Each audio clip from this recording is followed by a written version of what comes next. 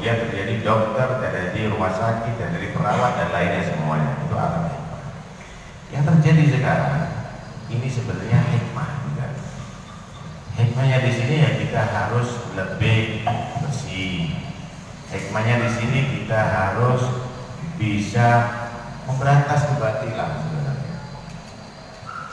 Kafe kita angkat permasalahan itu bahaya, merusak akhlak anak-anak kita. Kita baca buka bar, dengan kayak pelacuran, dengan gitu semuanya. Tapi dengan adanya corona tutup semuanya.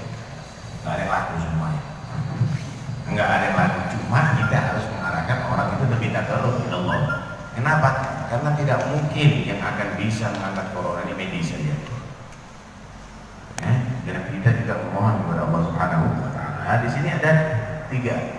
Pertama, syariat. Kedua, medis. Ketiga, pemerintah. Nah, kita ingin membentuk Pasuruan tadi itu sesuai dengan syariat, tidak bertentangan dengan pemerintah, dan sesuai dengan medis yang ada.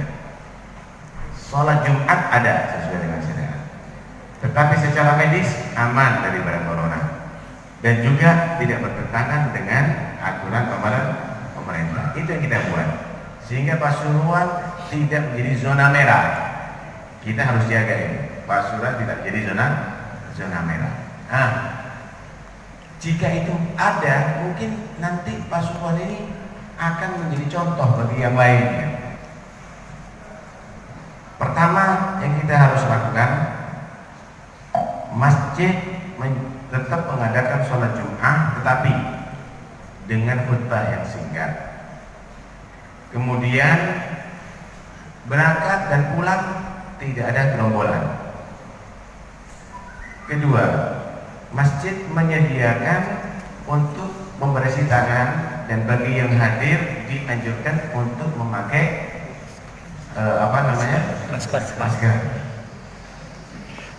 Ketiga, jam masjid dalam memulai harus tepat, sehingga orang tadi itu masuk ke masjid sudah tepat waktu, karena memang singkat.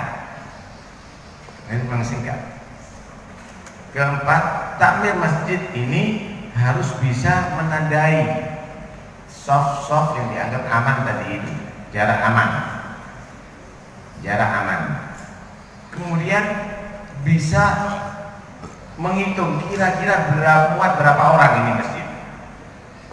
Kira-kira muat berapa orang. Kalau memang harus sampai ada di luar yang sholat tadi itu pun juga diaturkan. Kira-kira ada di mana tempatnya. Ya bisa diaturkan. Antum yang mengatur. Biaya misalnya dari masjid pun itu juga boleh.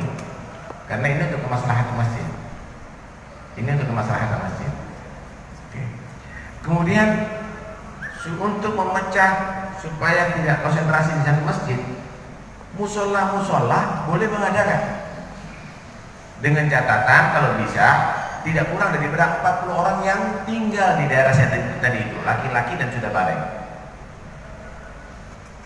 Kemudian kalaupun tidak 12 orang pun itu gaulun gawi, itu pendapat yang kuat. Bahkan Imam Suyuti sampai 4 orang pun cukup untuk sholat Jumat. Tinggal bagaimana caranya untuk khutbah Jumat yang sah. Adapun ta'addud, nah itu kan berbilang-bilang Jumatnya, lebih daripada 1. Itu khilaf antara ulama. Apalagi dalam keadaan ittirar, dalam keadaan madarat seperti sekarang ini. Tapi kalau Anda langsung sholat zuhur, lah itu yang kurang tepat sebetulnya. Ketika bisa kumpul orang 40 untuk sholat Jumat, kemudian langsung sholat zuhur di awal waktu, bisa nggak sah? Kenapa? Karena dia sudah kewajiban sholat Jumat, tidak gugur kewajiban sholat Jumat gitu. Ini yang menjadi khilaf. Ini menjadi permasalahan. Nah, karena itu mungkin ada keterburu-buruan dalam berfatwa sholat Jumat aja di rumah masing-masing. Enggak, sholat zuhur di rumah masing-masing. Jangan, sholat Jumat walaupun di rumah masing-masing. Kalau itu zona merah, kalau memang bisa dilakukan. Kalau tidak, nanti menurut Ibn Hajar harus menunda di waktu iyas, waktu yang sangat mepet. Sekiranya tidak tertinggal dari waktu zuhur untuk dua khutbah dan sholat 2 rakaat, ya bisa katakan. Tapi kalau menurut Imam Ramli boleh asal kalau sudah al-ajiz al-idrak di Jumat, tidak bisa dilakukan sholat Jumat lagi. Nah, Pasuruan masih bisa, tidak ada larangan dari pemerintah, karena itu tidak boleh masjid melarang untuk sholat Jumat. Lain, ighlaqul masjid, menutup masjid di waktu sholat itu haram hukumnya. Di luar waktu sholat juga nggak boleh, kecuali kalau untuk menjaga harta masjid atau menjaga kehormatan masjid. Misal dibuat main-main sama anak-anak, nah itu kita harus sepakat dulu. Untuk memecah konsentrasi, musola-musola diperbolehkan untuk mengadakan sholat Jumat, tapi kalau bisa tidak kurang daripada 40 orang yang tinggal ada di daerah situ, yang domisili ada di daerah situ.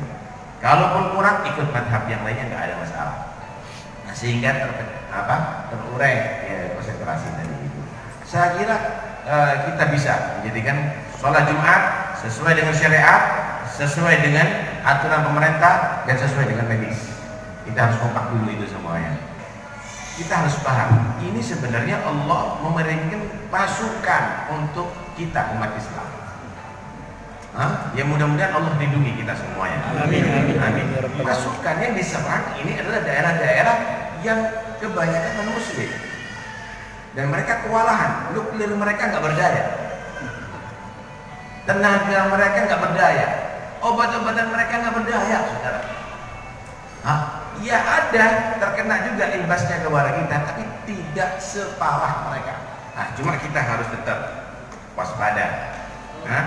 Kembali kepada Allah dan tetap waspada dengan melindungi itu semuanya. Insya Allah kita akan menjadi yang selamat. Insya Allah kita ambil hikmahnya ini semuanya. Harus kita lakukan kompak bersama-sama tanpa ada sedikit pun perdebatan, dan kita tidak ingin umat Islam menurut itu menurut ini, kita nurut semuanya bersama ya. Kita adakan sholat Jumat sesuai dengan aturan pemerintah dan juga sesuai dengan medis yang ada. Insya Allah alhamdulillah.